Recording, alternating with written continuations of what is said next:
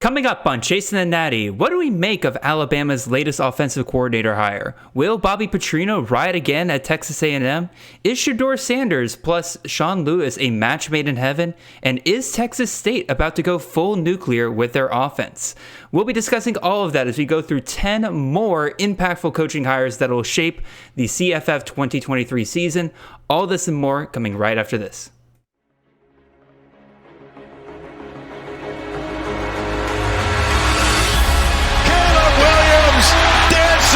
Cutting, mesmerizing run by the quarterback. Marvin Harrison Jr. touchdown. Marvelous Ball next to the end zone, dropped down for Franklin. Oh, majestic touchdown. This is Chasing the Natty, a college fantasy football podcast.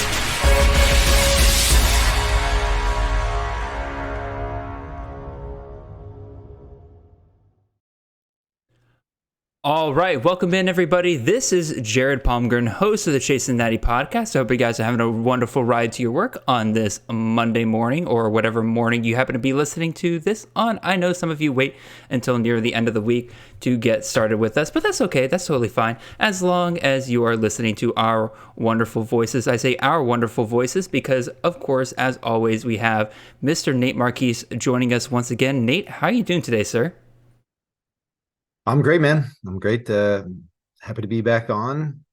I'm feeling a little refreshed after getting an extra day off of work last week from the Chiefs winning the Super Bowl and the parade taking place on Wednesday. So feeling good, man. How about you? I'm doing good. That's a perfect time to have that parade. Again, you get Wednesday, so you get the 2 days of work, a break, and then the 2 days of work afterwards. Honestly, more companies should try to make Wednesday the less busy day. That way, everybody gets a little bit of a breather during the week. In terms of how I'm doing great. I'm really excited about this show today. Again, we covered 10 offensive coordinator head coaching changes last week, and surprise, surprise, there are 10 more out there that are just as impactful, if not more impactful, that we're going to discuss here today.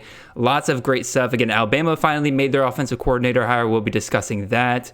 We'll be discussing Arizona State, Auburn, Washington State, Texas A&M, Colorado. We'll be going all over the map today. Hit on some G5 hires as well. Lots and lots of great stuff. Again, pretty relaxing weekend overall. I checked out a little bit of the XFL yesterday.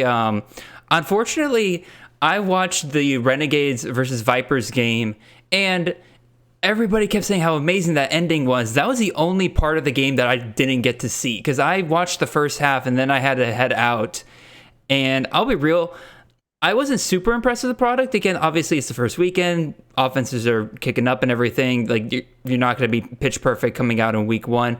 I just thought it was kind of low energy overall with the crowd. I mean, the crowd was only 12,000 and the announcers weren't that great with it, but apparently it got really, really exciting in the second half, and everybody was talking about how if the XFL can keep doing that kind of stuff, then they'll be perfectly fine. So I'm excited to check it out. Again, maybe if I have time later tonight, I will check out a little bit of the games tonight, but I don't know. Nate, are you at all interested in the XFL? Or are you not springtime, taking a break from football? I'm only looking at spring camp reports.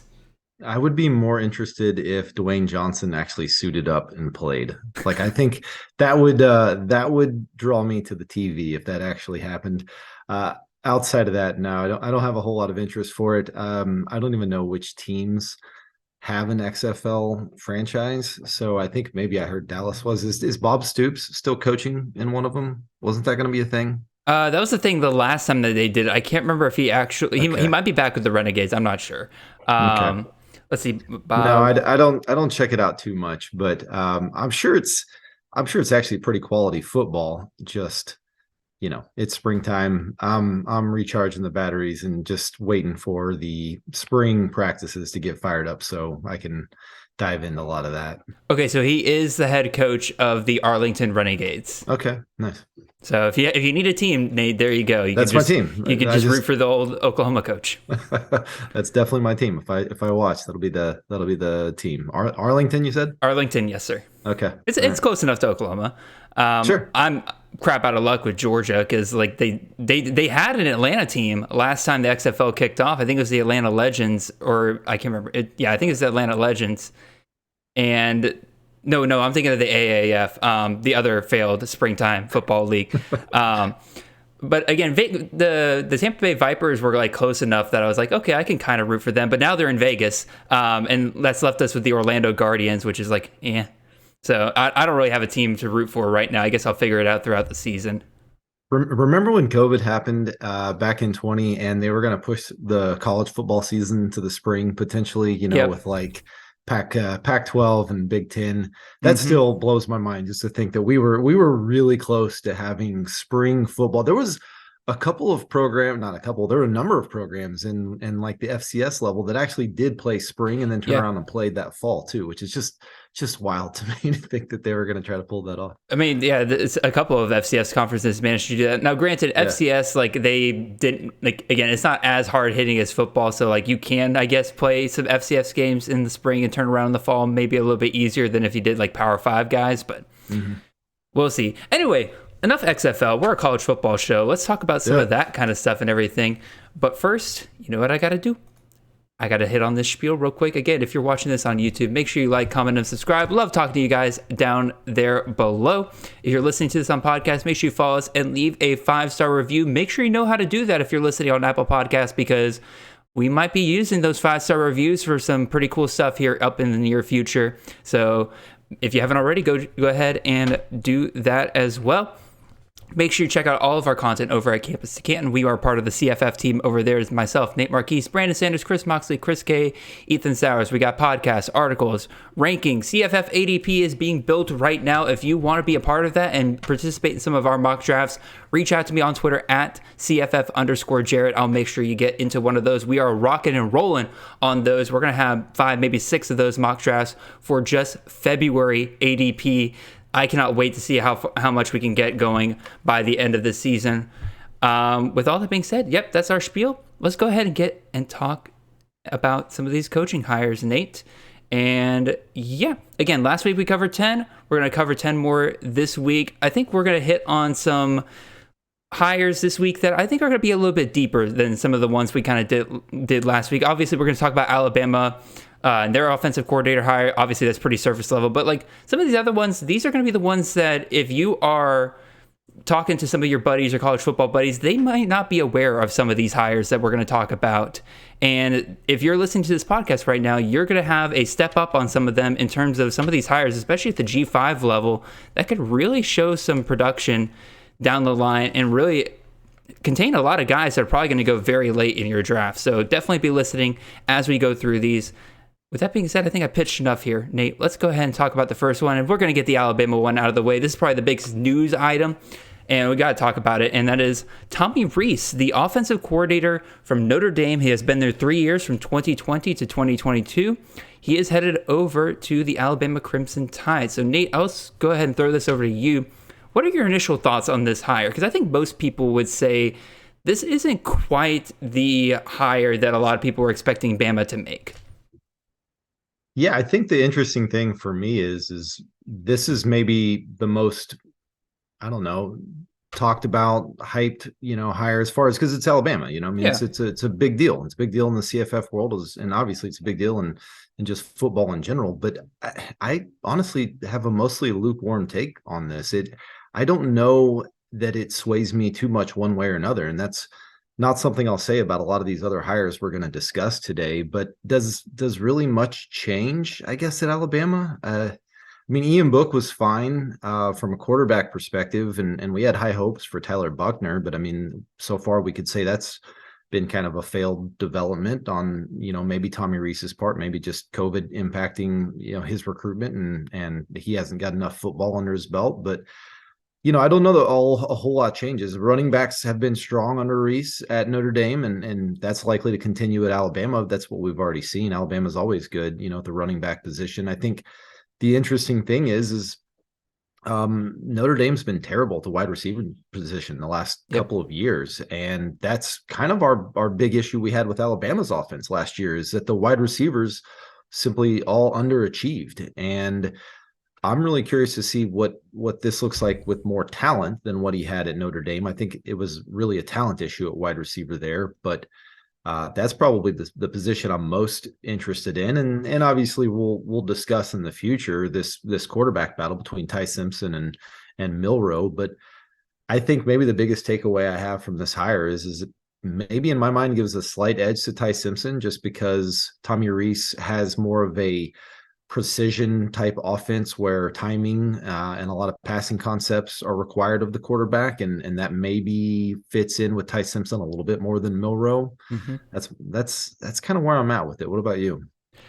So I'm kind of in the same place as you, where I don't think this changes much with Alabama's system too much. Again, and that's pretty much what we've seen with Alabama the last couple of years, where pretty much ever since Lane Kiffin came in and just completely overhauled the Alabama offense, every single offensive coordinator hire that Saban has brought in after that point has basically been told to run a similar type of system to Lane Kiffin's system. Mm-hmm. Since then, obviously, you have some coordinators that are going to shift things just a little bit. Again, things are a little bit more pass heavy under Steve Sarkisian. When he brought Bill O'Brien in, went back to the run just a little bit more. I think Tommy Rees, you're probably still going to see a little bit more love to the running game here. I think that's going to benefit Jason McClellan for the most part. And when he does find his number one guy, especially if it is a guy that does know how to catch out of the backfield, which we know Jason McClellan can do, he does kind of settle in on one guy. We saw this big time with Kyron Williams when he was at Notre Dame. The wide receiver position, man, it is not inspiring for the most part. Last year was just atrocious, but that whole passing game was atrocious for Notre Dame last year. They had to run the ball as much as they did last year because of how atrocious their wide receiver, their entire passing game was. And I think a lot of that was Buckner getting hurt and then Drew Pine being a fine replacement, but he was never going to be somebody that was going to reinvigorate the entire passing game. But we've seen like some okay performances from wide receivers in the past. Kevin Austin in 2021, 888 yards and 7 touchdowns. So like a fine performance, but nothing you really want on your CFF team. It's definitely not inspiring if you're looking to hopefully get some value from Ja'Cory Brooks or from Jermaine Burton later in drafts, because those guys are both going round 10 plus. So I do think. Go ahead. Sorry, I was going to jump in and say that I think the tight end is kind of an interesting play here, though. Tommy Rees, obviously, with his time with Michael Mayer and the tight end production they saw at Notre Dame, do we think this is wheels up for C.J. Dupree? So I'm going to disagree. I think that has more to do with Michael Mayer and the talent that he is than it is actually just part of the system. And now this makes me slightly interested in, like, again, maybe C.J. Dupree is kind of a step above the tight ends that Alabama has had recently. I doubt it because, again, Bryce Young had a really good performance, really good chemistry with Cameron Lott too, and even he was never like a true number one option for CFF players. So I am going to say I doubt it. It does make me slightly interested in maybe that leaves a little bit more room to a guy like Kobe Prentice, or I'm hoping Isaiah Bond. Maybe one of those like slot receivers, kind of closer to the inside, shorter passing game, benefits one of those guys. We'll see. Yeah. But I'm not going to rush to get CJ Dupree because of Michael Mayer's production. I think that had way more to do with Michael Mayer than it did anybody else at Notre Dame. Yeah, I think that's fair. I mean, obviously he's an incredible talent and going to be a early round NFL draft pick. So hard to compare a Maryland transfer tight end that we hadn't even really heard about until last year to a stud like Michael Mayer. Yep, I'm trying to think anything else that we need to cover here. Again, there's kind of, like I mentioned, there's kind of room for a wide receiver one. It is typically a guy out wide, so Brooks and Burton could benefit there, but again, nothing spectacular.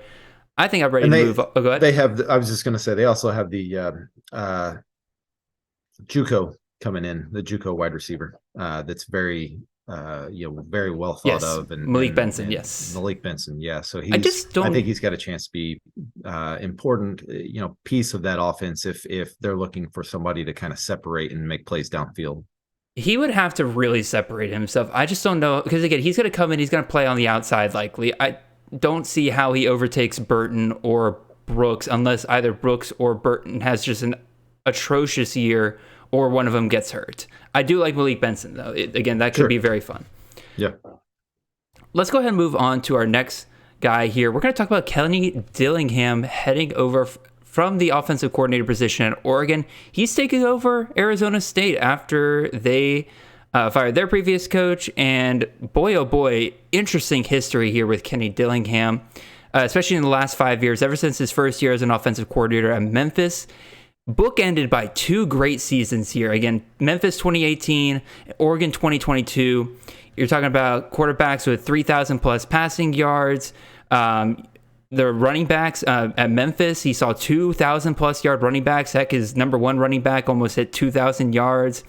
And he had a 1,000-yard receiver at Memphis during that time. He was 8th in the country that year in scoring for his offense, 41.2 points per game. And then last year, obviously with Oregon, Bo Nix, Troy Franklin, Bucky Irving, really down the stretch last year. He's 12th in offensive scoring last year. But then, man, you have just him wandering in the wilderness like Moses for 3 years at Auburn, Florida State for 2 years there. I think my kind of basic opinion is that I could almost excuse those 2 years or those 3 years at Auburn and Florida State. One is Auburn year. One, you got Gus Malzahn constantly trying to meddle in your offense there. You also have a true freshman, Bo Nix. It was Bo Nix's best year at Auburn pretty much. So points there for Dillingham, but at the same time, not the greatest year right there. And then Florida State, 2020 and 2021, Florida State had a major weakness, and that was their just entire offensive line was one of the worst in the country. So bad. It is so difficult for any offensive coordinator, good or bad, to run their entire system if you can't trust your offensive line to hold up for the guys behind him. So I can almost excuse that a little bit, especially since once he went to a school with a better offensive line in Oregon, boom, we're right back to him being incredible. And you cannot say that was Dan Lanning's system because Dan Lanning's a defensive guy. Yeah. So Nate, your overall thoughts on Kenny Dillingham going to Arizona State? Who do you think this is going to benefit over there?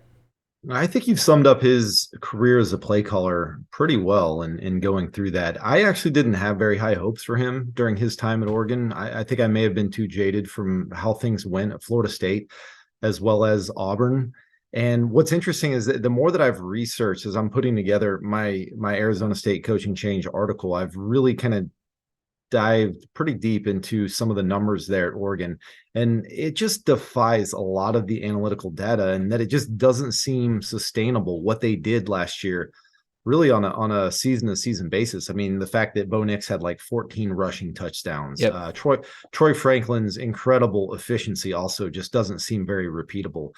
And so it almost is like this deal where, their offensive line was incredible and everything just kind of fell in place for Oregon last year. You know, having a quarterback that's in his 4th year as a starter that knows the offense. We're not going to get that at Arizona State in year 1. And let's be honest, no matter how Arizona State looks on offense this year, I can promise you it will be better than what we've seen under Herm Edwards the last few years, because that was just atrocious what they did.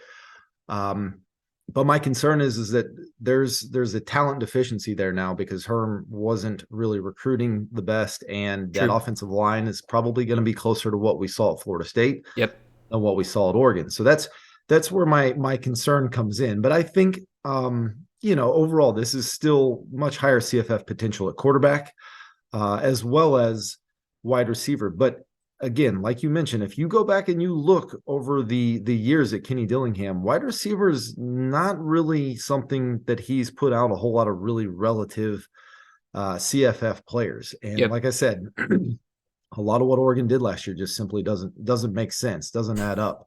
So I think there's some concerns there. I will say Herm did a good job with those running backs. I mean, we're talking about he had, I want to say, 3 1,000-yard rushers there, which is really impressive over the I think it was 4 years that he was there. So I think that part might be a little hard to duplicate, but I do think that it is, to at least a certain degree, wheels up for this passing offense moving forward, especially if we're looking into 2024.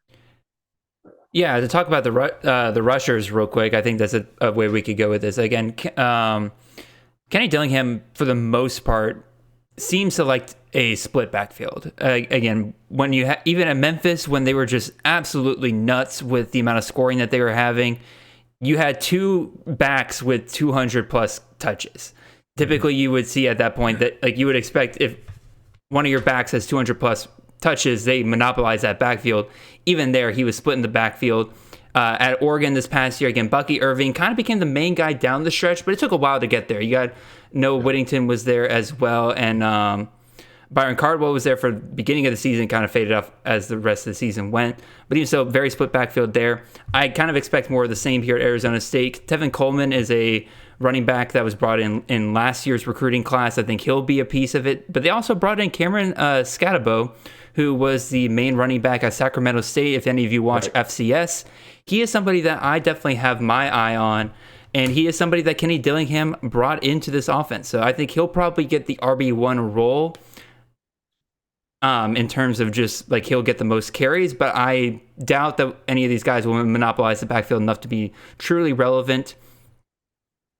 When you talk about the wide receivers, there tends to be a clear wide receiver one. Now, does that wide receiver one get to the ceiling of a CFF producer? Not quite. Again, Troy Franklin, 61 catches, 891 yards, and 9 touchdowns. A serviceable wide receiver in CFF, but like he was clearly the number one over pretty much everybody else on that offense. Chase Cota, Dante Thornton, Chris Hudson. So I think we're going to see more of the same here, and I think Elijah Badger is probably that guy, which makes Elijah Badger a pretty safe option, I think, this year in CFF.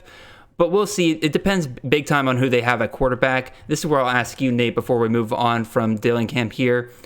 Drew Pine or Jaden Rashada?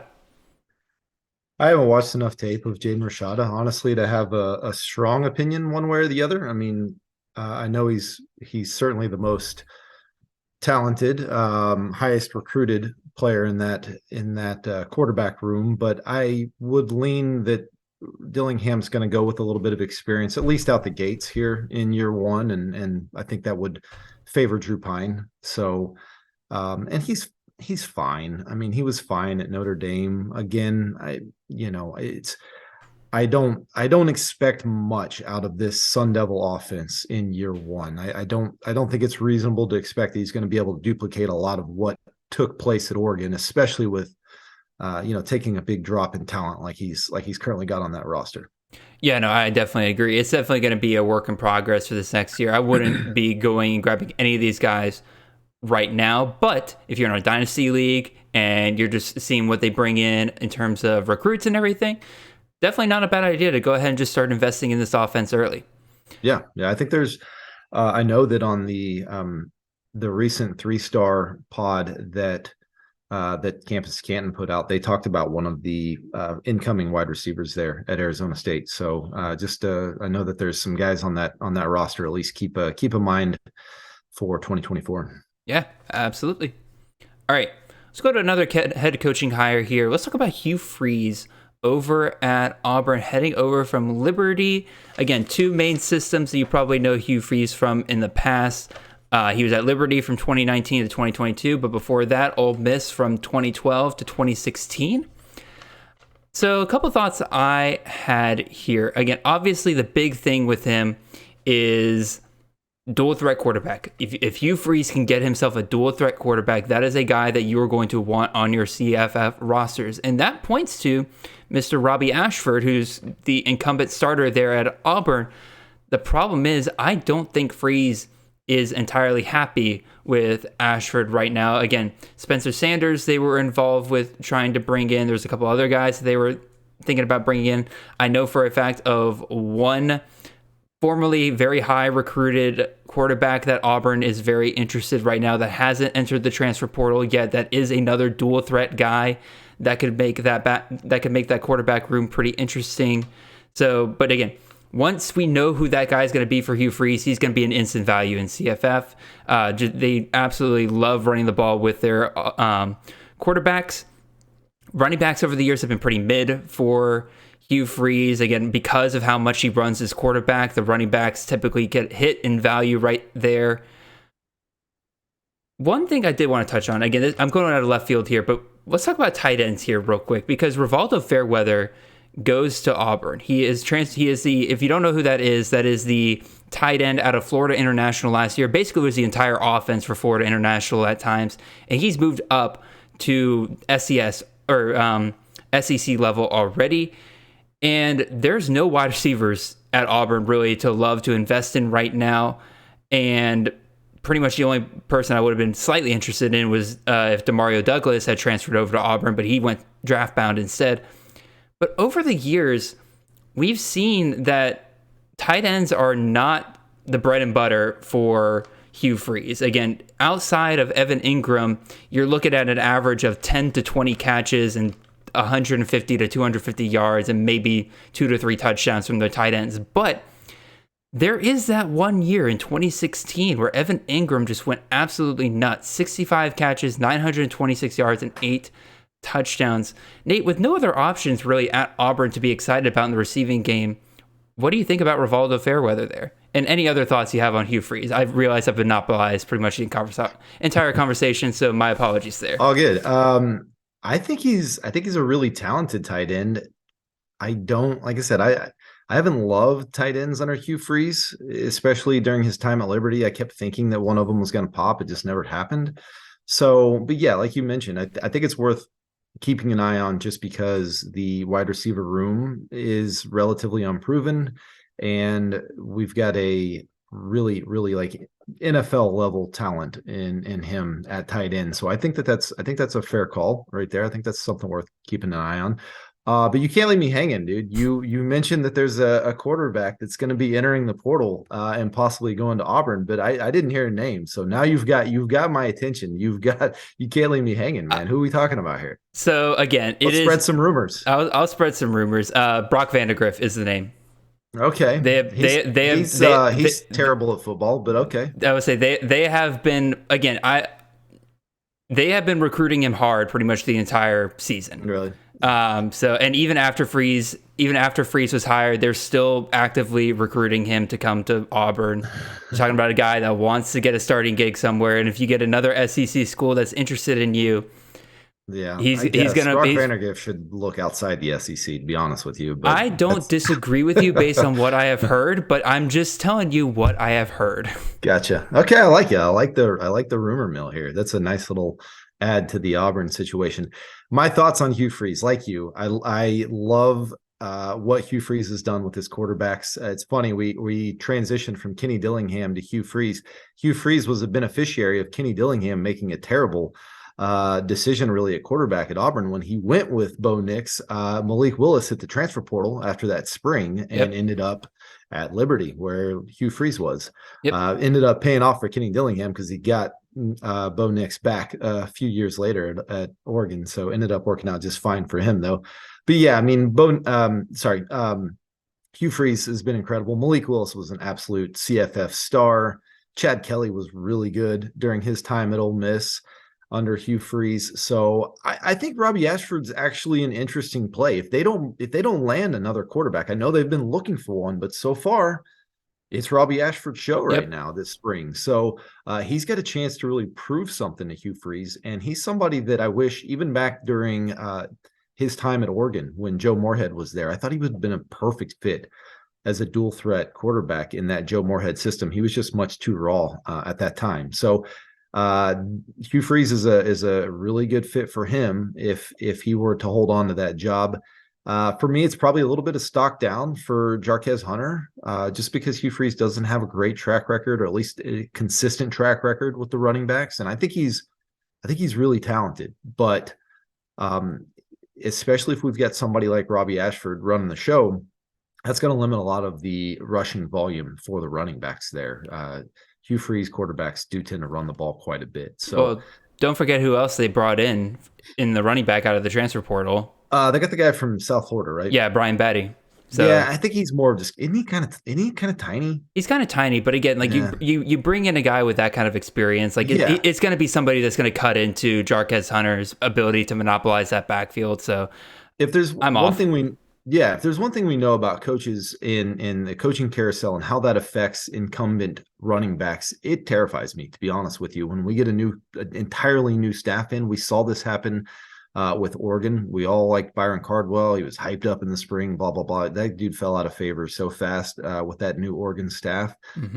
So things like that just tend to happen a lot of times whenever there's a big change in the staff. So I definitely think this is a little bit of stock down for Jarquez Hunter. I would definitely agree on that. Anything else I want to point out on this year? Again, we talked about the quarterback, talked about the tight end potential. I think we're ready to move on. Let's do it. Let's stick it in the SEC here, and let's figure out, is Bobby Petrino going to ride again? Well, we're certainly going to find out as Texas A&M is doing whatever they can to stay relevant after the abysmal year that they had in 2022, best recruiting class of all time, only to go 5-7 the very next year and lose a good chunk of that recruiting class. They're in hot water right now. They realized, though, they had to overhaul that offense. It could not be Jimbo Fisher's offense any longer. So what do? They go and hire Bobby Petrino. And Nate, you kind of touched on this last week when we talked about Kendall Briles going to TCU. I think they're going to let Bobby Petrino run his system. Like, again, there's always the idea that, like, maybe Jimbo's only doing this for show. They're still going to run Jimbo's system. Why go and hire a guy with this much baggage if you're not going to take the chance on him actually doing what he is supposed to do, and that is overhaul your offense? Let's talk about what he's done in the past, though. 2021 was the best year he had at Missouri State. He had Shelley, his quarterback there, 3,350 passing yards, 22 touchdowns, let him run a little bit, 438 yards on the ground and 10 touchdowns there. Had a 1,000-yard receiver in Tyrone Scott. He had 8 touchdowns as well. Then you go to Louisville, and when I was initially doing research here, I was kind of worried when I realized how much time at Louisville that Bobby Petrino and Lamar Jackson overlapped, that Bobby Petrino was going to be a guy that basically benefited greatly from having Lamar Jackson on his roster and has been riding that success ever since then. But I went back a little bit further during his time at Arkansas, and during that time he had 3 years of his quarterback going 35+ passing yards. That was Ryan Mallett and Tyler Wilson. You don't know who those names are because they weren't very good at football, but his system managed to get them 3,500+ passing yards. So do not undersell our listeners. They are 100% in tune with the Ryan Mallett and Tyler Wilson days, dude. Our listeners are awesome. They know who 6'9" Ryan Mallett was. That's for sure. You were just too young at the time. That's true. That I would have been in good Lord, that would have been 4th through 6th grade for me. Yeah, I guess I was just a little too young. I'm showing my age over here.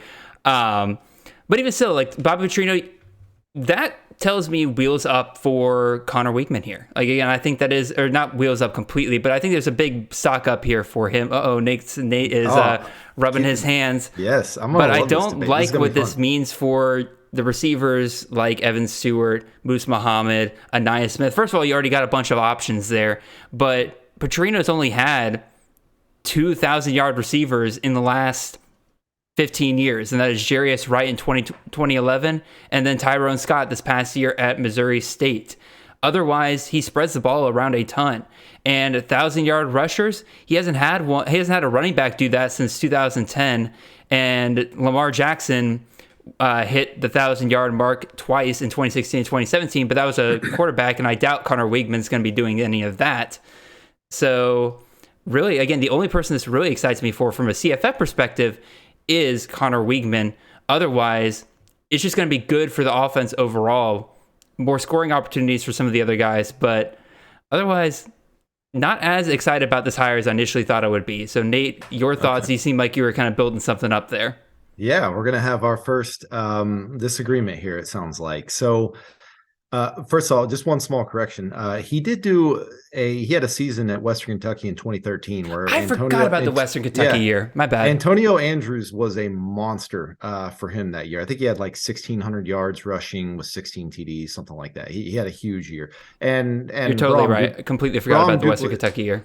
Yeah, and Braum took over after Petrino. He was Petrino's OC that year at Western Kentucky, and he he actually did just as much with Antonio Andrews. I think he was just a good player. Yeah.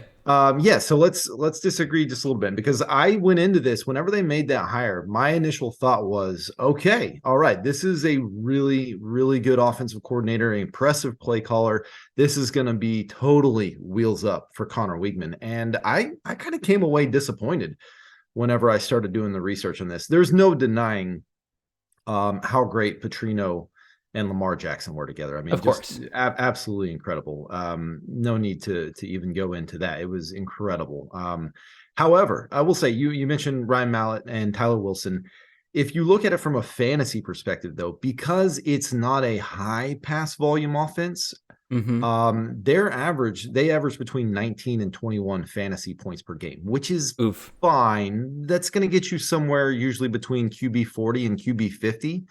Brandon Doughty, who was the quarterback at Western Kentucky, who Braum made into an absolute CFF monster. I think he had like 14 touchdowns and 14 interceptions under Bobby Petrino. And then there was the last year at Louisville that got Petrino fired, which everybody, including me, totally jumped in on Puma Pass after Lamar Jackson left, and Pass was an epic disaster. Malik Cunningham kind of split with him that year, and he was okay.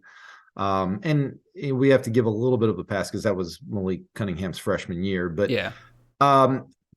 let's take Missouri State, for instance. Last year, 248 passing yards per game is what they averaged. And that's what Jason Shelley, like you mentioned, who was at Utah State in Utah as a quarterback there. I mean, this is a guy that played at a P5 level. And they won like 5 or 6 games, and he averaged 248 yards passing.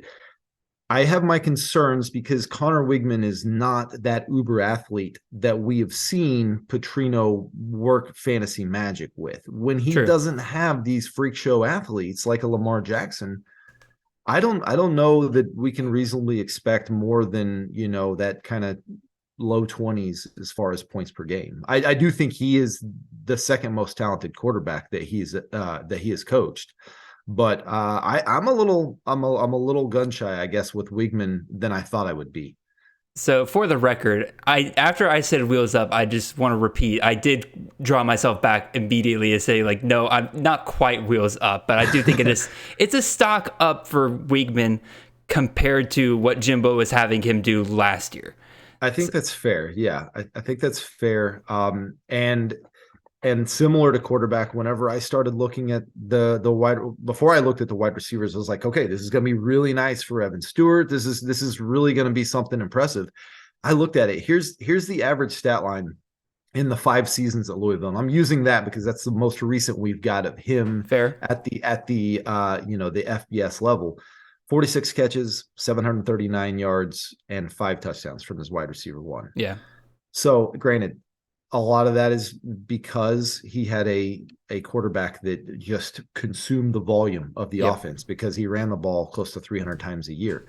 But if you go back and look at his time at Western Kentucky and Arkansas, it's not much better. It's actually not better at all. So I came out of this kind of surprised that I didn't love the passing assets as much as I thought I would going into 2023 when I first heard this hire. So just crazy thought here. This is crazy thought. This is not meant to be taken too seriously here. And I'm going to have multiple of these today, Nate. I literally have written on my notes several times, crazy thought. This is a crazy thought I came up with here in the moment, though. Because of how much pressure Jimbo Fisher is on here, do you think that he was going to charge Petrino with being more aggressive than maybe we've seen him be in the past with Weigman? Maybe they do pass a little bit more. Maybe it's a higher tempo offense that we've seen Petrino do.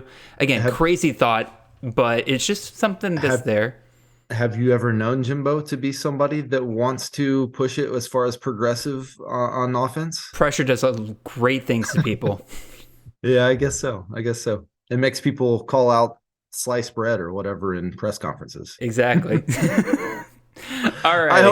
I hope this works out well. I hope Petrino's just rolling on his Harley all around College Station, just living it up. But I have my concerns, man. Well, we'll see. Again, I think the offense would be good again for CFF purposes, not as glorious as we initially thought.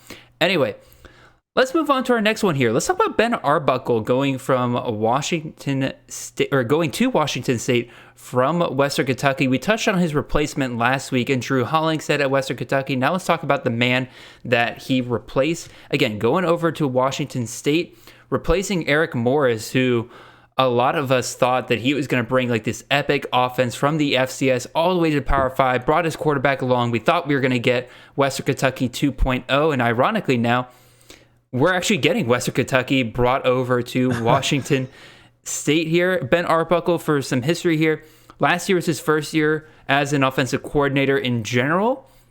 Again, took over Zach Kittley after their amazing 2021 season, but he was the QC analyst for Zach Kittley at both Western Kentucky at Houston Baptist. He knew that offense backwards and forwards. That's why they were able to basically pick up with a little speed bump at the beginning of the season, but then Austin Reed, Malachi Corley, they all had incredible seasons down the stretch because they were able to just pick up that system. He is now expected to bring that system over to Washington State, where, again, Cameron Ward was a very big disappointment last year. I have my doubts on this translating perfectly. Again, you do have Cameron Ward, who is used to a pass-heavy offense here, but as we kind of touched on last week in terms of the style of air raid system that Ben Arbuckle does, it requires you to be able to throw the deep ball. And Ward has some serious deep ball issues. Last year on throws of 20 yards plus, Ward had a completion percentage of 25.6%. Compare that to Reed, who threw double the amount of deep ball passes, who had 42.5% completion percentage on deep ball throws.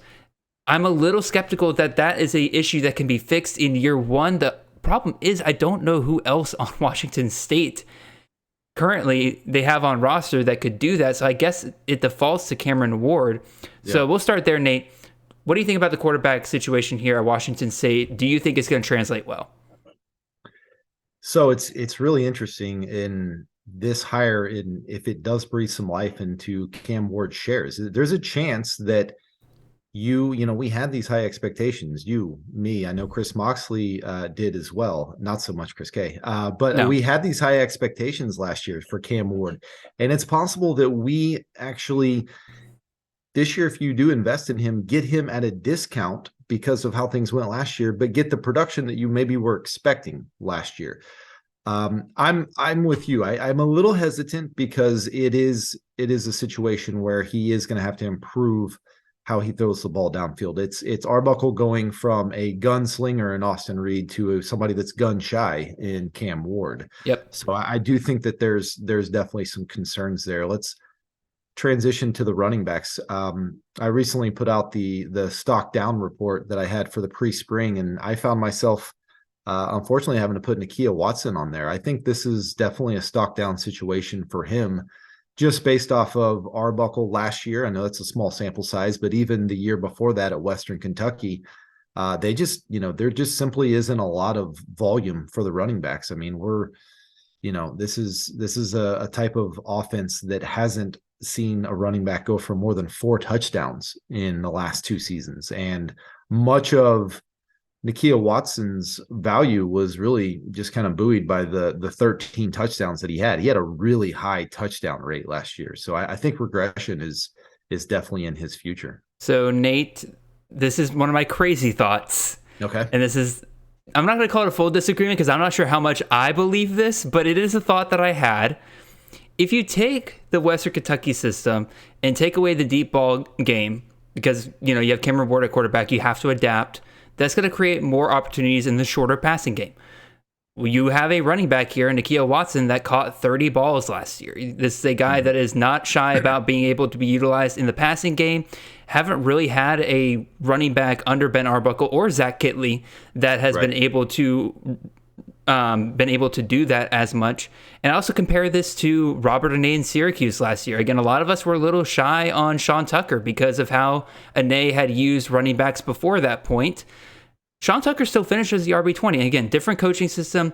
Obviously, guys adapt in different ways, but I don't think it's impossible that Nakia Watson could still have a very viable CFF season. Maybe he does less in the rushing department, and obviously touchdown regression is something to worry about. But is it crazy to think that he could have well over the 30 catches that he had last year, and that's where he gets his value from?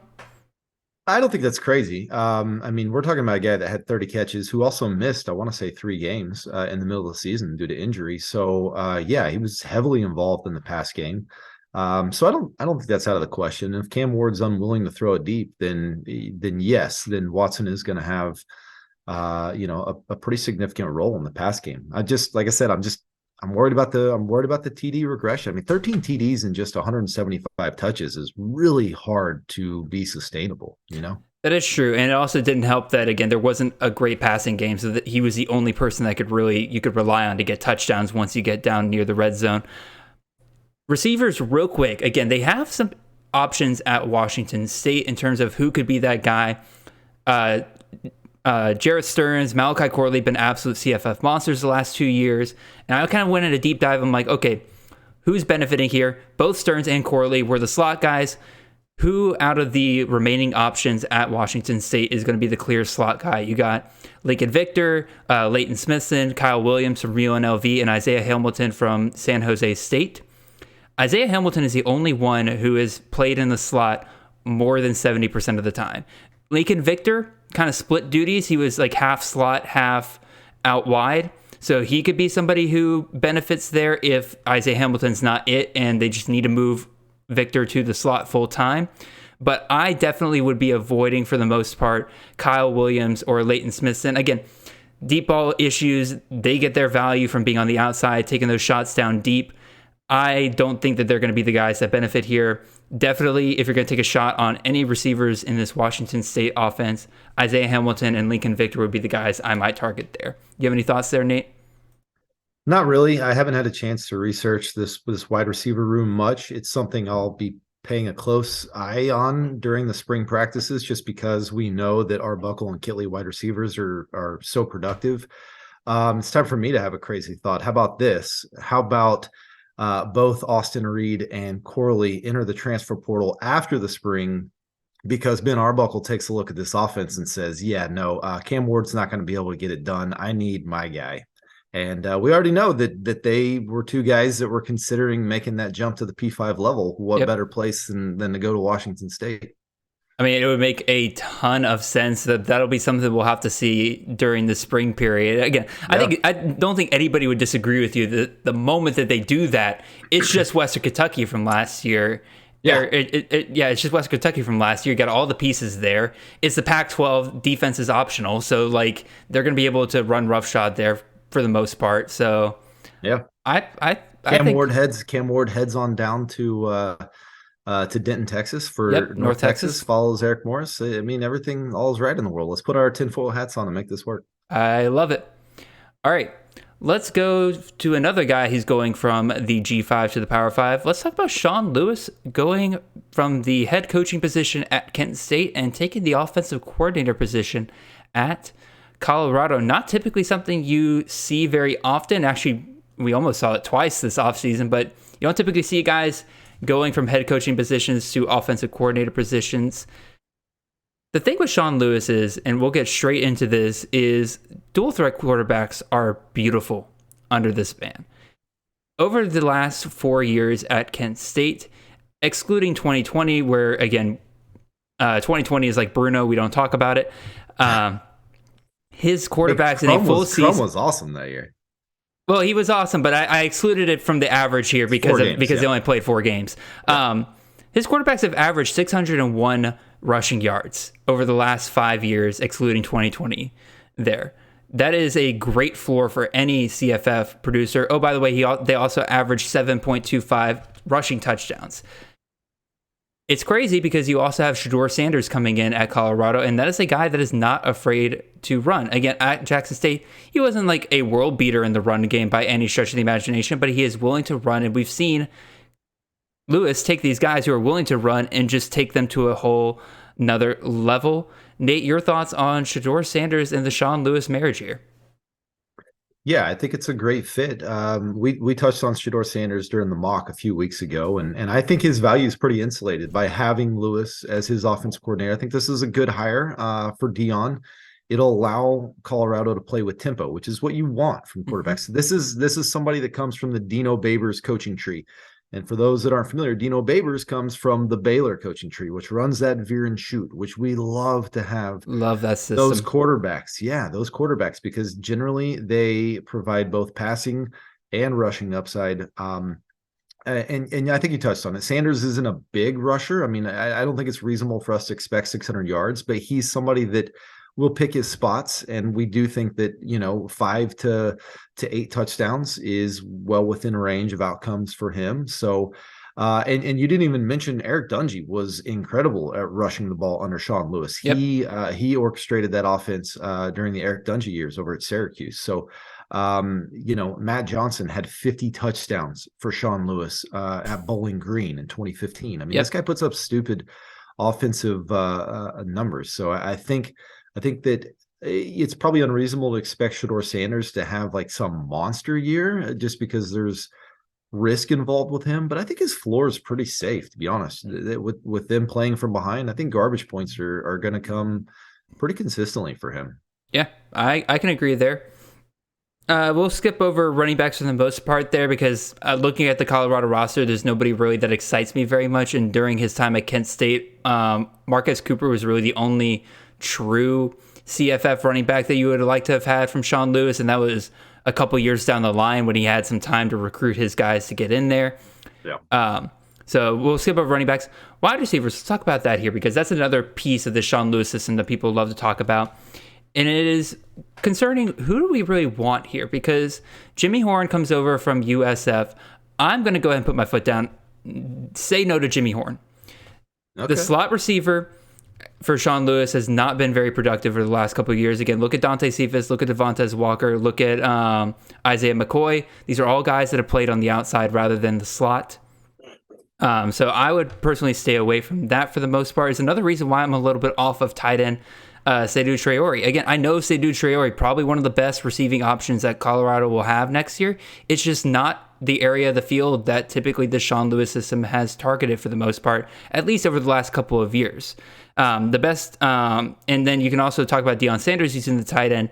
DJ Stevens, the tight end from Jackson State last year, 35 catches, 343 yards in the regular season and 3 touchdowns. That would have been good for tight end 40 last year. Not really a CFF monster right there. So, Nate, this is where I guess we're going to disagree a little bit because I know you're pretty high on Traore for the most part. But again, it's just these inside guys, at least with Sean Lewis, have not really been the subject of love, at least over the past couple of years. Well, so who are you pushing your chips in on at the wide receiver position here? So currently, if I had to take a shot on a guy, it is going to be Jordan Tyson. He's a 3-star wide receiver, came in last year. A lot of the guys over at Boulder, when you listen to the beat writers, when you listen to some of the fans and everything, they light up just a little bit more when you start talking about Jordan Tyson. I don't know if that is going to be the case. Again, very much something I'm looking forward to seeing in spring practices and everything, but he's the guy that I would take a shot on late in drafts right now. You can probably get him in like the 11th, 12th round right now. Yeah. A little bit higher than where I'd want him to be right now, but if he is that guy for Sean Lewis, then yeah, that's going to be well worth it. When I'm doing my research on these articles, I don't know that there is a bigger upgrade positionally than what we're probably going to see at wide receiver here, going from Mike Sanford, who literally had maybe the worst production from his wide receivers over. I mean, this is a guy that ran the ball 23 straight plays whenever he was the play caller in Minnesota. Oh God. And now we're going to Sean Lewis, who obviously Devontae Walker, Cephas, Dante Cephas, even his time at Syracuse. I mean, Eric Dungy was a pretty limited passer. Steve Ishmael and Emba at Tewo went for like 1,500 yards and 15 TDs. In the 2 years that he was there. And I mean, it's just, this is a massive stock up here for the wide receivers. As far as like, who's the one that's going to stand out? I probably am with you as far as Tyson. And we'll have to kind of monitor, see where he's at. Cause he did have, I want to say maybe a torn ACL. Was that it? I think so. His season. I know he had knee surgery that ended his season. And obviously Montana, Lemonius Craig, if I'm saying that right, is also an option there to play the boundary. They brought in 5 receivers in this freshman recruiting class, which is just insane. And then add some high profile ones too.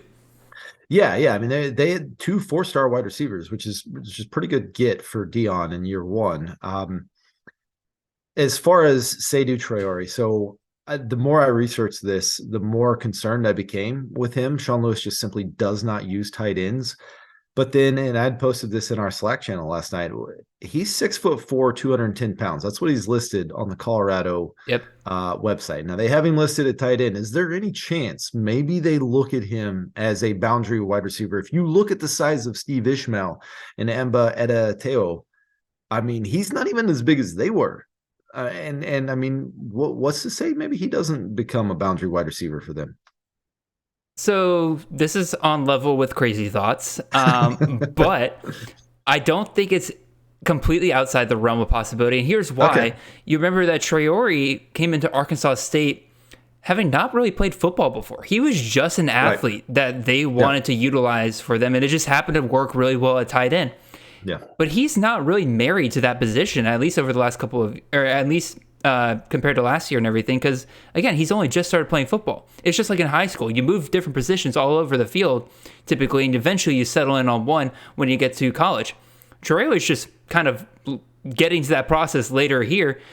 I don't think it's outside the realm that they may take a look at him at the outside wide receiver position. That could be fun. He's somebody, last thing I'll say on this, he's somebody that if I don't hear a whole lot of buzz during the spring camp, I am going to have to back off my stances of him being a top 5 to 7 tight end this year, just simply off the historical production we've seen from Sean Lewis tight ends.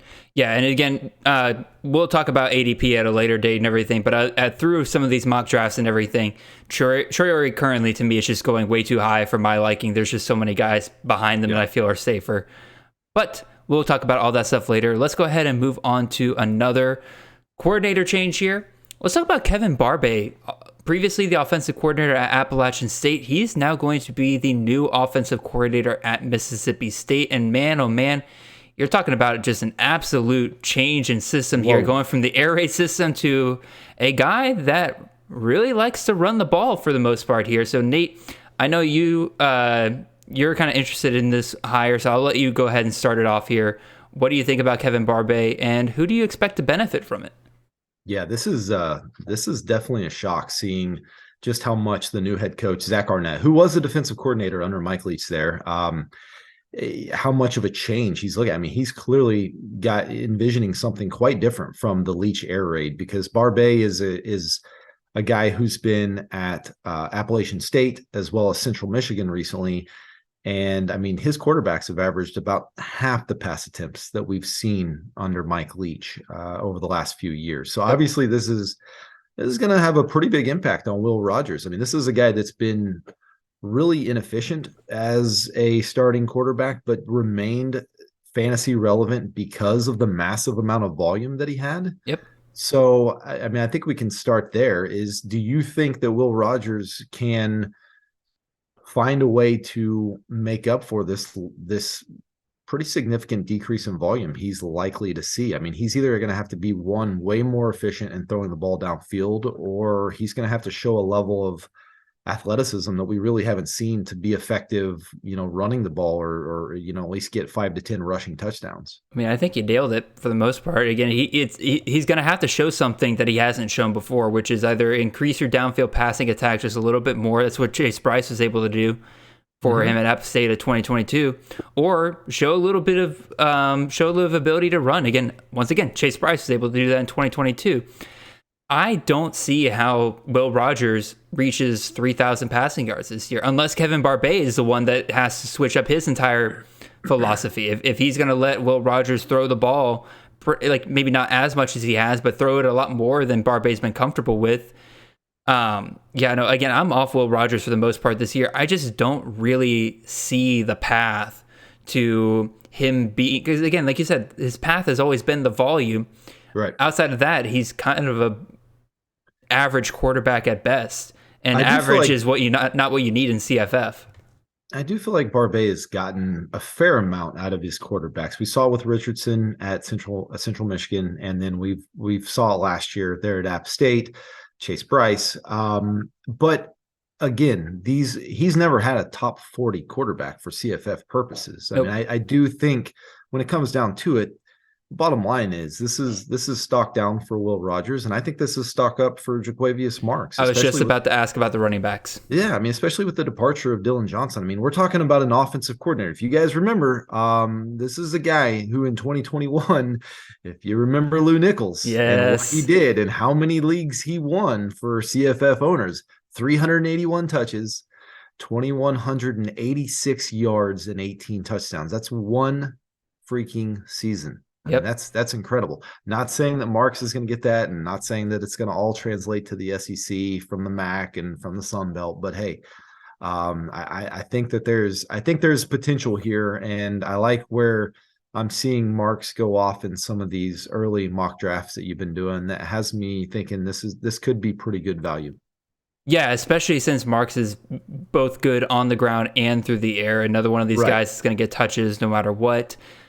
The thing about that is, again, we talk about Lou Nichols in 2021, but look at his 2022 running back room, where we saw a pretty big decrease from, we'll talk about Frank Ponce later.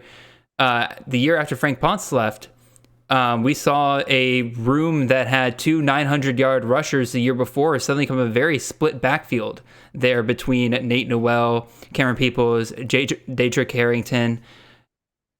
The question remains to me is, do they think a guy like Simeon Price, who's behind Jaquavius Marks, is he good enough to get enough touches taken away from Marks? I lean no. I think this is going to lean a little bit more towards a clear number one running back like at Central Michigan, but it's not out of the question that Barbay could go with a split backfield if that's how he feels coming out of the spring.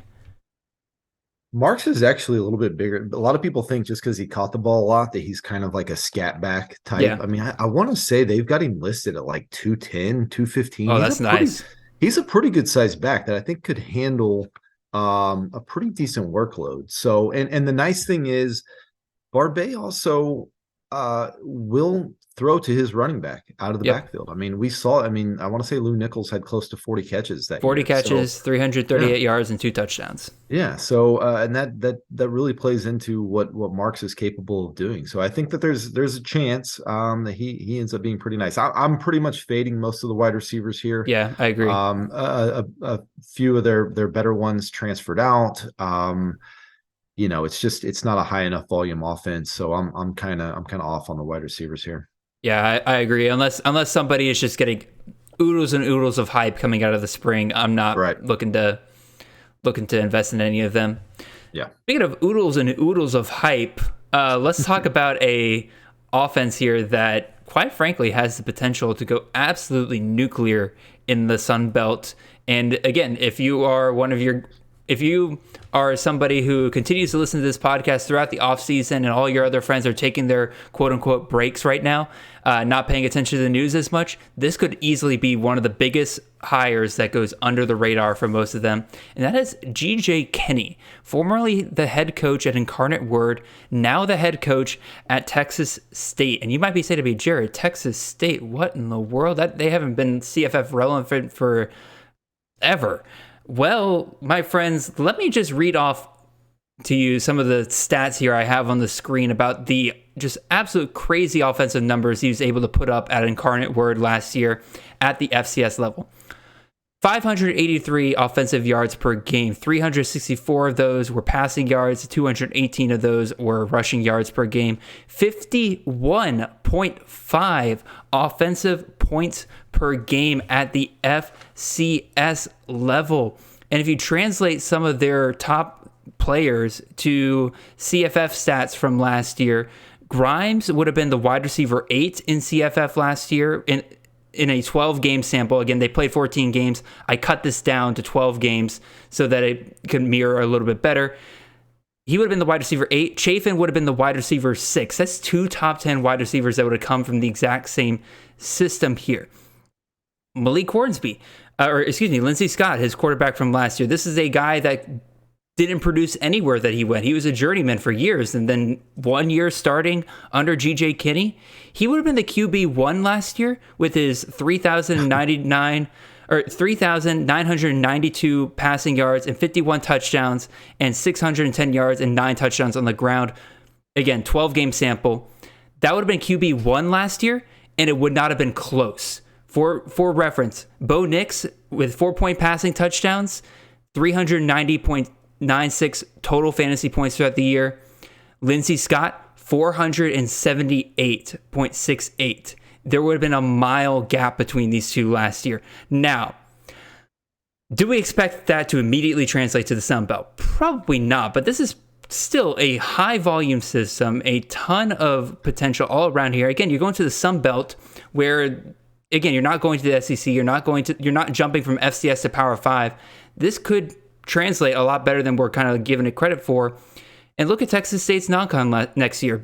Baylor, not great, but UTSA, Jackson State, Nevada, plenty of great non-con options there. Again, you sit your guys during Baylor, and Baylor's really early on in the season, so you sit him for 1 week and it's wheels up from there pretty much. I also forgot to mention the running back from last year. Marcus Cooper would have been the RB15 in CFF last year. So again, this is a offense that could go absolutely nuclear if it translates year one. The problem is, who do we expect to benefit? Obviously, Malik Hornsby transferred over there from Arkansas. Nate, I know you're extremely high on him, but anybody else you're seeing in this offense that you really, really like? Yeah, I'm with you. I like this hire.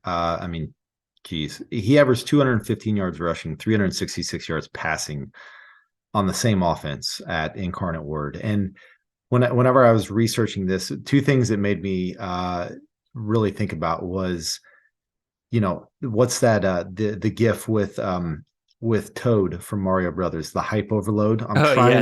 I'm trying not to get the hype overload going again, because we all kind of, at least a number of us, kind of fell for it when Eric Morris went from Incarnate Word to Washington State. But the crazy thing is you look at what GJ Kinney did with an entirely new quarterback. I mean, Eric Morris took his quarterback, took a couple of his top wide receivers with him to Washington State. GJ Kinney dwarfed the numbers that Eric Morris did at Incarnate Word. So yeah, you already know my thoughts on Malik Hornsby. I'm very high on him. GJ Kinney has a history of using dual threat quarterbacks, not just Lindsey Scott. But if anybody's familiar, Chevin Cordero, whenever he was at Hawaii, was very productive under GJ Kinney as the offensive coordinator. That was his first year calling plays.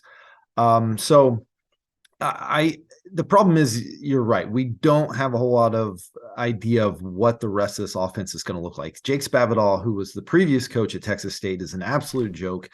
And I mean, in his 4 years, I knew you were going to get a Spavital hate in here. I told you I wanted to. In his 4 years, I mean, he just totally decimated the talent pool that Texas State had to work with. GJ Kinney's been there for like 3 days, and he's already got a better recruiting class than any year Jake Spavital was at Texas State. Yep. So, but he's got his work cut out for him, because they just aren't good talent wise. And but I think he's the type. If you guys also remember Calvin Turner, who was the kind of hybrid running back wide receiver that he had at Hawaii, was very productive, almost 1,000 yards and 10 TDs. I think he's going to find the talent, and he's going to get the ball to that talent. We just don't have a great idea of who that is right now. So I'll be keeping an eye on it. I have some thoughts. So first things first, again, when I saw Grimes and Chafin, again, would have been top 10 wide receivers for CFF last year if they played at the FBS level.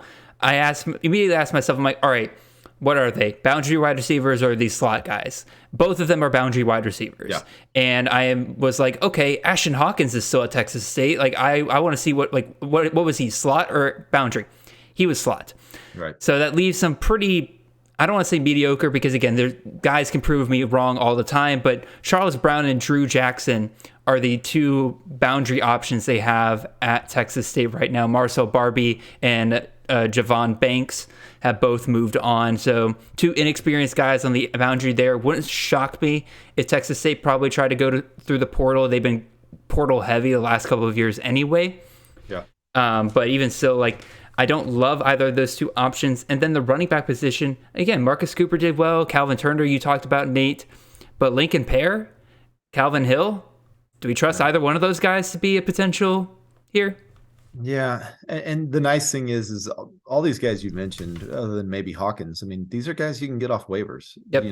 We can kind of see how it plays out in the spring, see what the hype is going into, and we're not going to get much information, but see what the word is going into fall camp, and then give it a week or so and kind of see who stands out. But I'm not too worried about trying to pencil in a certain position as being the go-to guy. I think he's a good enough offensive coordinator that he's going to find the talent and make sure that they're the ones that are getting the ball.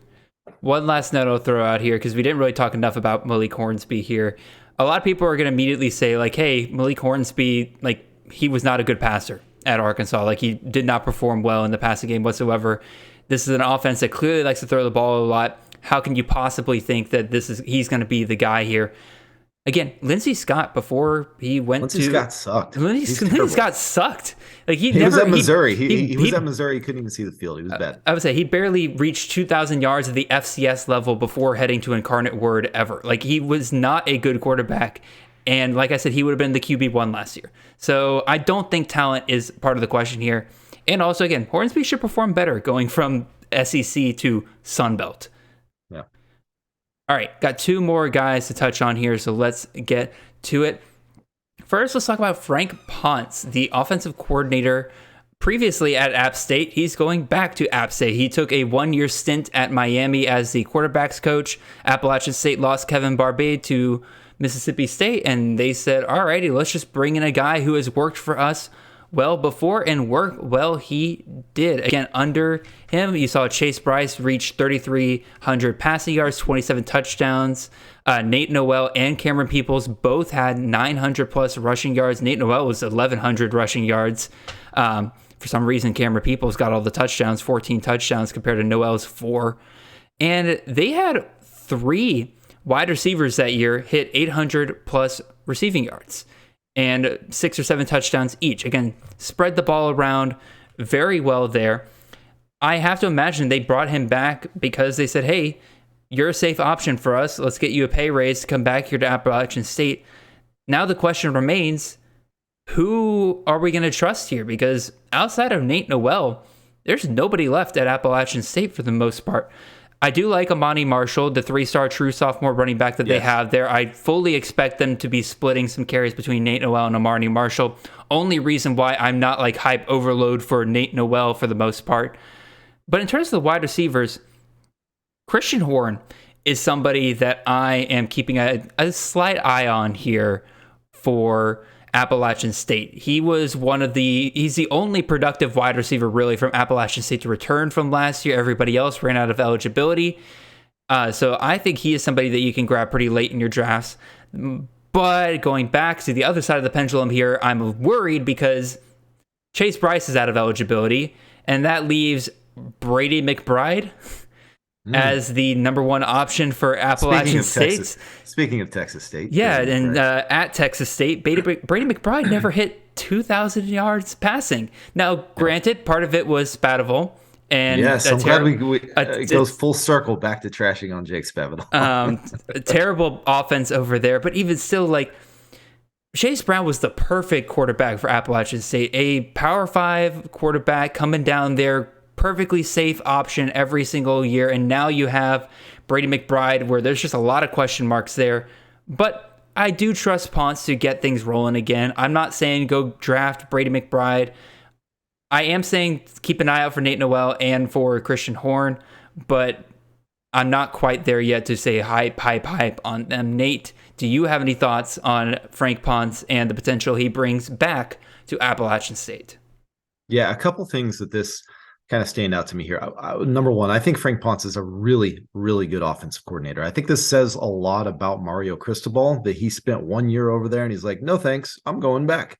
I don't want any part of Mario Cristobal. And he's had so many coaches that have worked under him that had spent a year there and they're like, nope, I'm out.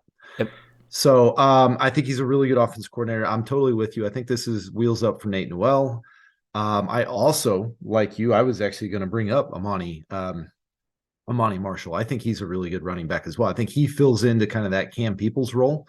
Yep. I think both of them have the potential to outperform kind of their draft stock. So I like that. I don't know, as far as the quarterback, like you said, Brady McBride's not going to excite anybody. This does seem like the type of program that's high enough G5 program from a profile standpoint that maybe one of these, maybe a quarterback that loses out a job in the spring Yep. transfers down from the P5 level, kind of like Chase Bryce, into this role. I think that there might be a guy rumored from Georgia that would be a great fit here if he were to choose to do something and drop down to that level. Like a certain Brock Vandegrift that you would rather not go to It Auburn? seems like this would be the better spot for him. Not another SEC program, but what do I know? I get it. You're in the SEC. You don't want to leave. I get it. But no, I think that that's really all I've got. I think that those are potential spots, but I think Frank Ponce is the type of offensive coordinator where this is going to transition very seamlessly from Kevin Barbay, and we've got a good track record with them there at Appalachian State that running back's going to be very valuable here. Yep. No disagreements there. I think it is now time that we can just go ahead and move on to our final coaching hire to talk about here. We're going to talk about Kevin Wilson, the new head coach at Tulsa, and previously the offensive coordinator at Ohio State from 2017 to 2022. We all know how great the offensive system at Ohio State is. We don't really need to reiterate that much. You know all the names, you know all the wonderful pieces there. But how much can we truly believe that Wilson will be able to translate that offense over to Tulsa when he was not the one calling plays during that time? Again, he has been there for 5-6 years, so you definitely are very familiar with a lot of those calls. But even still, it's a big jump to go from a guy who's running an offense but not calling plays to running an entire program at Tulsa. Nate, I'll throw this over to you real quick. What are you thinking? I like this hire. I mean, I thought for the most part, he did a solid job at Indiana during his time there when he was the head coach.